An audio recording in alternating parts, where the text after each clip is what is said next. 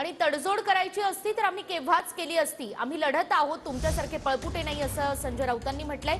मुख्यमंत्र्यांवर टीका करताना संजय राऊत यांची जीभ घसरली आहे। तर संजय राऊत जेलमध्ये असताना त्यांचा भाऊ शहांच्या घराबाहेर फेऱ्या मारत होता, असं नितेश राणे यांनी म्हटलंय।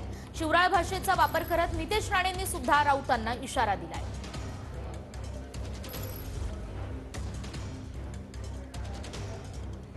आम्हाला तडजोड करायची असती तर आम्ही केव्हाच केली असती।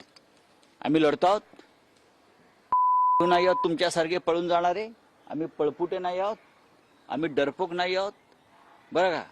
म्हणून संजय राजाराम राऊतला सांगेन, तू ज्या महाविद्यालयाचा प्रिन्सिपल आहे त्याला विद्यालय म्हणतात, म्हणून तू दुसऱ्यांना म्हणण्याची हिंमत ठेवू नये। कारण का तू किती मोठा पळटुटे आहेस। तू जेव्हा जेलमध्ये होता तेव्हा तुझा भाऊ हा अमित भाईंच्या घराच्या अवतीभोवती किती फिरायचा, त्याचे फोटोग्राफ नाहीतर आम्हाला जाहीर करायला लागतील।